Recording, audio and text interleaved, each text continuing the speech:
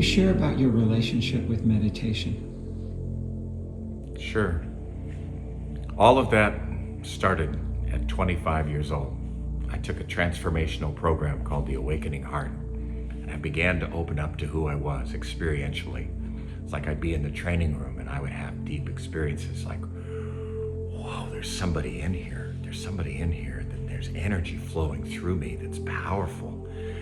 And I began to have a frame of reference that there was such a thing as spirit and spiritual, that I could have a relationship with that, the unseen, the invisible, which was just incredibly meaningful to me at the time because I had been devoid of that. We grew up in our family, we had no religion. It just wasn't part of our cosmology. We were very worldly. It was a simple life, but it didn't include any perspective about a higher nature of living and a higher presence that someone could have a relationship with. So I started meditating, and I worked with a teacher who was really a great teacher at teaching meditation. The first thing he taught us was that the mind, its nature is to be busy. It wants to do things. So it can distract us when we try to meditate. So the best orientation is often to give the mind something to do when you're meditating. So he would give us these Sanskrit words, just like in TM, they give you mantras. So these Sanskrit words, the key ones that we use, and there are a few of them, but the key I'd like to tell you about. The first word in Sanskrit is A-N-I, Anai. And in Sanskrit, that's empathy. And Hu, H-U, Hu is for God or for spirit. So empathy with God. It evokes compassion in the heart, just those tones. And meditating, it can be silently, inwardly, just saying the N-I, Hu, over and over and over. Again, the mind gets to focus on that.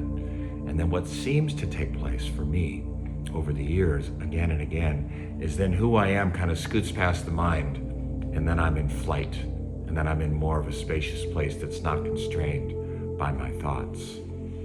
But he also taught us that we could chant it outwardly, and we would do that sometimes for half an hour or 45 minutes. So I'd like to just briefly chant a few times just to give you a sense of what this tone sounds like and how it might feel for you receiving it. And I'll just close my eyes while I do this. Anayu,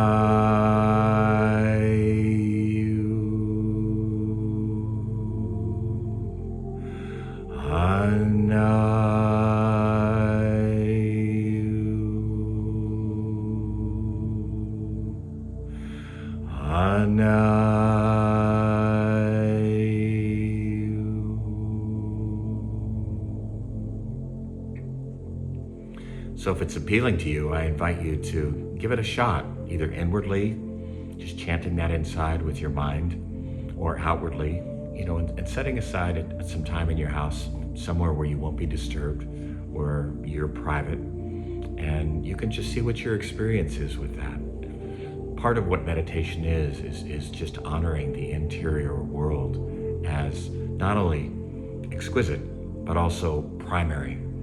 I've been meditating now for almost 40 years, and I don't know why when I do it, it enhances my life significantly. When I don't, my life has a tendency to stray and get a little more rough and a little more unstable. There's something that's just sweet about investing that time in our private relationship with ourselves and our deeper nature that is an investment that just pays handsomely again and again